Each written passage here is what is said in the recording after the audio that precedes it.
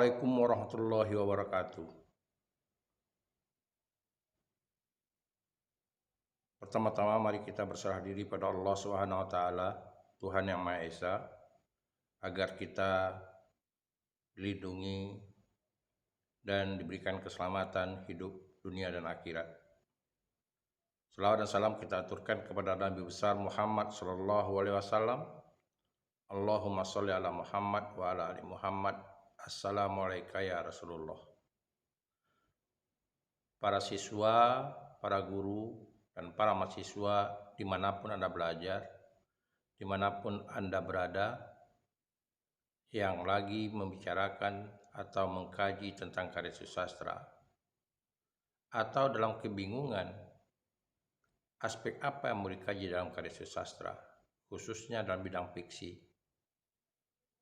Pada kesempatan ini saya mengajak Anda semua untuk membincangkan satu aspek yang sangat bermanfaat dalam kehidupan kita dan dapat mendewasakan kita terhadap sebuah peristiwa yang kita alami dalam kehidupan kita ini. Saudara-saudara sekalian, karya fiksi salah satu unsurnya yaitu alur.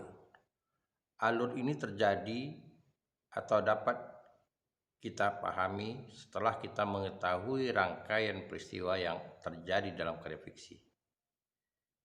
Mulai dari halaman pertama sampai halaman terakhir. Bagaimana pengarang menyusun alur peristiwa itu? Apakah berdasarkan urutan waktu? Artinya, urutan waktu itu berurut dari masa lampau ke masa sekarang. Atau sebaliknya, dari masa sekarang ke masa lampau. Dan ini dilihat sistematika alurnya.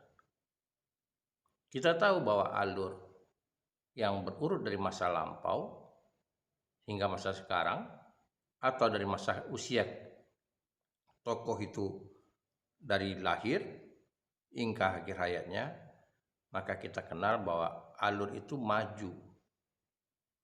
Maju dalam artian kata, urutan yang diceritakan itu sesuai dengan urutan waktu, berjalannya waktu. Sementara kita mengatakan alur mundur, yaitu alur yang bukan diartikan sama seperti atau lawan dari alur maju, ya alur mundur. Kalau dikatakan alur mundur, berarti peristiwa yang diceritakan itu berurut dari masa sekarang, perlahan-lahan setahun kemudian, 2 tahun kemudian, 3 tahun kemudian, dan mundur. Tetapi yang diceritakannya adalah bagaimana ia menceritakan tentang masa lalunya. Artinya, cerita itu sudah berlangsung, bukan sedang dijalani oleh tokoh. Karena itu dikatakan alurnya mundur. Jadi bukan berarti yang dikatakan mundur itu sama halnya seperti orang berjalan mundur. Tidak demikian artinya. Saya ulangi lagi, bukan berarti alur maju itu seperti kalau kita analogikan orang jalan maju, dan alur mundur itu orang berjalan mundur. Karena kalau dikatakan mundur dalam logika kita, itu artinya secara teratur urutan waktunya itu mundur. Namun dalam cerita alur mundur itu, kita membicarakan bahwa peristiwa pada masa lalu dari tokoh-tokohnya.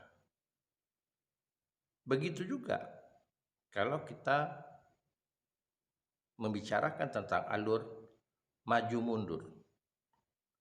Artinya cerita atau pengarang menyajikan cerita bolak-balik. Pada satu episode ia bicarakan tentang masa sekarang, dan di episode lain ia bicarakan tentang masa lalu. begitu seterusnya. Sehingga secara logika kita mengatakan bahwa ketidakteraturan alur itu tidak sistematis, tidak bisa kita katakan sebagai alur maju dan tidak pula kita katakan sebagai alur mundur. Tidak ada konsistensinya peristiwa itu disusun sedemikian rupa berdasarkan waktu. Saudara-saudara yang saya hormati, nah kemudian ada alur yang berpusat. Sebetulnya dikatakan berpusat itu bukan dikatakan alur itu dilihat dari segi waktu, tapi dilihat dari segi peristiwa. Pusaran cerita itu bukan dibicarakan tentang waktu. Padahal bisa jadi peristiwa itu dikategorikan kalau berdasarkan waktu alurnya maju. Namun penyajian itu lebih diutamakan bagaimana peristiwa itu berlangsung. Digambarkan pusaran persoalan yang diangkat itu berpusar pada peristiwa itu. Seakan-akan waktu tidak berjalan. Semua fokus cerita berpusar pada peristiwa. Karena itu dikatakan alur berpusar.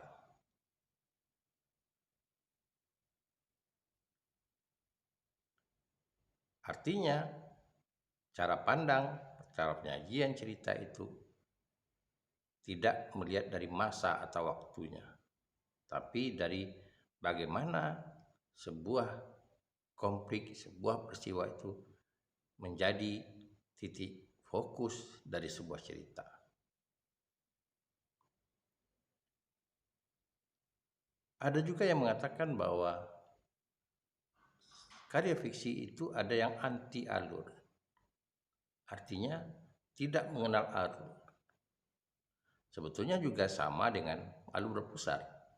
Yang dikatakan teori dalam anti alur itu sebetulnya dalam kehidupan tidak ada yang peristiwa itu tanpa alur. Namun ia tidak mengikuti urutan waktu.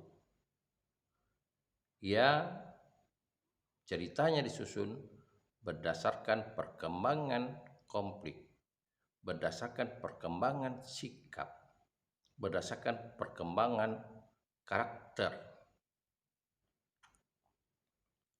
sehingga sulit ditebak.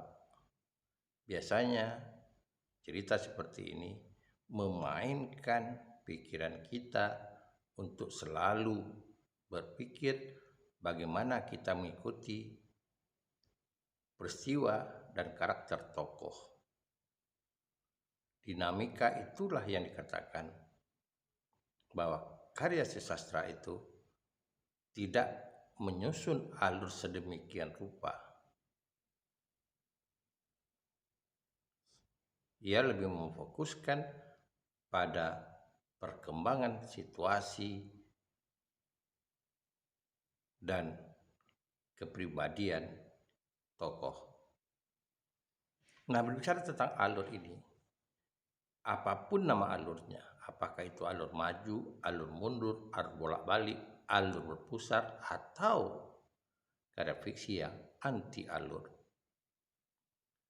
sebenarnya ada satu hal yang jadi perhatian kita, yaitu adanya masalah dan bagaimana caranya si pengarang mencermati masalah itu. Nah, oleh karena itu pengamatan kita mau alur maju, alur mundur, bolak-balik atau berpusar, atau memang tidak jelas alurnya. Yang harus jadi perhatian kita, kenapa sebuah masalah itu terjadi dari antara tokoh. Karena ini sangat penting sebagai bentuk amanat secara tersirat yang diberikan oleh pengarang atau sastrawan kepada pembacanya. Kita diberikan peringatan atau kedewasaan bahwa ada masalah penyebabnya. Oleh karena itu kita harus mencermati sebuah peristiwa penyebabnya apa. Dan ini sangat bermanfaat bagi kita. Kalau seandainya peristiwa itu kita tahu ada penyebabnya seperti halnya yang ada dalam karya fiksi, sudah tentu akibatnya juga akan sama. Jadi sekali lagi kita bicara tentang penyebabnya dulu. Lalu dalam sebuah karya sastra itu ada klimaksnya, puncak dari persoalan. Penyebabnya itu adalah butir-butir awal mulanya persoalan itu muncul. Nah, penyebabnya klimaksnya ini itu puncaknya, yang dikatakan krisis, klimaks. Kalau ibaratkan kurva normal, puncak dari kurvanya. Jadi sebuah peristiwa. Nah, di sini tentu ada unsur ketegangan dari peristiwa itu. Memang tidak semua karya sastra itu menampilkan atau menonjolkan klimaks dari sebuah peristiwa. Karena ada peristiwa-peristiwa lain yang mengimbanginya. Ibaratnya kalau alur tradisional, tatanan alur peristiwa itu kita ibaratkan seperti gunung, bisa jadi peristiwa yang pada karya-karya fiksi modern ia ditata seperti bukit. Katakanlah seperti bukit barisan. Artinya ada tingginya, ada rendahnya. Namun demikian, pada alur utama selalu kita akan menemukan yang namanya klimaks dan krisis. Ini puncaknya. Artinya ketika kita mencermati sebuah penyebab, maka kita akan tahu klimaks dari penyebab itu dan krisisnya. Salah satu di antaranya seperti yang dikatakan oleh sastrawan dalam karyanya. Lalu apa lagi yang mau kita cermati? Bagaimana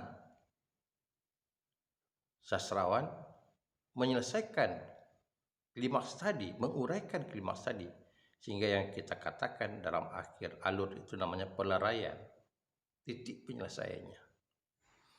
Apakah sebuah peristiwa itu diselesaikan dengan gampang, dengan mudah, sehingga menurut kita tidak logis. Misalnya, ada pengarang yang memberikan kebijakan putusan penyebab konflik itu lalu dilenyapkan, dimatikan, sehingga tidak terjadi peristiwa. Nah, kita beri contoh kasus Siti Nurbaya. Terjadi persoalan pertama itu dimulai dari tenggelamnya kapal Bapak Siti Nurbaya yang membawa barang dagangannya berupa hasil hutan dari pesisir selatan. Itu tanda-tanda permasalahannya. Artinya ketika itu pengarang mengatakan bahwa terjadi persoalan ekonomi pada Bapak Siti Nurbaya. Dan ini mulai terjadi krisis, bertambah lagi krisisnya ketika si peminjam modal Datuk Maringgi menagih dan mendesak karena dia tahu bahwa peristiwa itu tidak mungkin lagi Bapak Siti Nurbaya ingin atau mampu menyelesaikan hutang-hutangnya. Apa yang terjadi? Pengarang mengambil cara penyelesaiannya dengan cara merangkul Datuk Maringgi dengan mencari solusi mengawinkan Datuk Maringgi dengan Siti Nurbaya dengan persetujuan Siti Nurbaya. Artinya kalau kita bawa dari segi hutang, nah hutang uang dibayar dengan hutang itu, dilunasi dengan hutang itu dengan bodi. Hutang yang modal itu dilunasi dengan hutang bodi dengan merangkul Datuk Maringgi menjadi menantunya. Pada satu sisi mungkin saja ini salah satu solusi yang ditawarkan oleh Marah Rusli, jalan penyelesaiannya. Tapi tentu itu persoalan yang bisa saja terjadi dalam kehidupan kenyataan, namun tidak begitu satu-satunya jalan penyelesaiannya.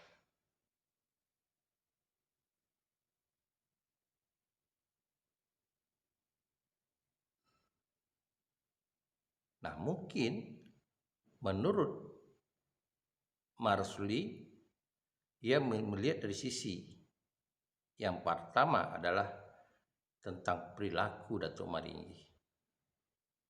Yang dia bukan hanya gila harta, tapi juga dia gila dengan wanita. Mungkin saja pandangan seperti itu, sehingga dia bisa dibujuk dengan cara menikahi anak orang yang berhutang dengan dia, yaitu Siti Nurbaya. Namun sekali lagi saya katakan, dalam dunia nyata itu bukanlah satu-satunya jalan penyelesaian. Nah, disinilah kita bisa mengkritisi, mengapresiasi tentang peristiwa yang ada dalam karya fiksi. Berbeda halnya dengan cerita lain. Misalnya cerita tentang Di Bawah Lindungan Ka'bah, Hamka. Krisis terjadi setelah tahu Hamid mencintai anak juragan ibunya. Ada ketidaksetaraan strata, level strata itu tidak setara, dan itu tidak mungkin penyelesaiannya dengan cara menyamakan stratanya. Hamka memberi solusi penyelesaiannya bahwa mereka tidak berjodoh, tapi Hamid pergi ke tanah suci. Ia menyerahkan kepada Yang Maha Kuasa. Ini contoh cara pengarang menyelesaikan masalah. Artinya tidak semua masalah yang ada dalam karya fiksi itu dapat diselesaikan dengan cara baik dari sudut pandang si pengarang. Berbeda misalnya juga kalau kita bicara tentang layar terkembang Sultan Tahdir Ali Sabana,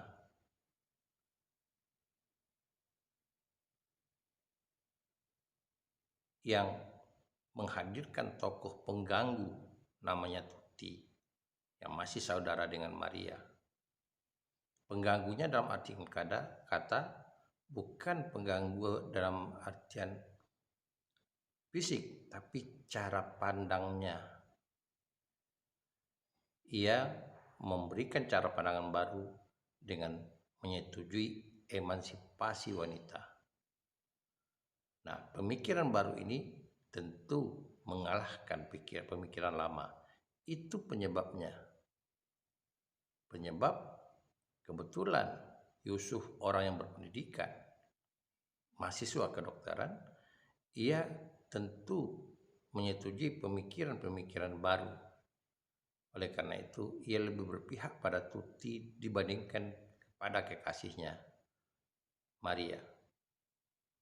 Apa yang terjadi cara penyelesaiannya yang dilakukan oleh STA? STA dengan cara menyingkirkan Maria, sehingga tidak terjadi lagi perbedaan, akan terjadi pertemuan dua anak manusia dengan cara pandang yang bersama, pandangan yang sama tentang emansipasi wanita. Akhirnya STA mempertemukan antara Yusuf dengan Tuti, dan Maria mengalah sampai akhir hayatnya. Ini cara para sastrawan, dan sebetulnya yang dapat kita petik dari segi alur itu adalah peristiwa terjadinya sesuatu, penyebab terjadi sesuatu, kemudian bagaimana peristiwa itu terjadi, apakah peristiwa itu memang jadi peristiwa yang membuat sesuatu yang krisis yang harus diselesaikan dengan segera, dengan dramatiskah atau dengan happy ending kah? Lalu bagaimana cara pengarang menyelesaikan, menguraikan masalah itu? Dan fokus kita pada abrasi prosa fiksi kali ini yaitu mencermati penyebab, kemudian masalah, dan bagaimana menyelesaikannya. Semoga dengan mencermati ketiga hal itu dalam karya fiksi dapat bermanfaat dan menambah wawasan kita dalam kehidupan. Demikianlah saudara-saudara sekalian, pembahasan kita fokus kepada penyebab peristiwa terjadi, yang akhirnya terjadi klimaks dari alur dan bahkan terjadi krisis, dan bagaimana peleraiannya yang dilakukan oleh para sastrawan ketika ia menguraikan masalah ini.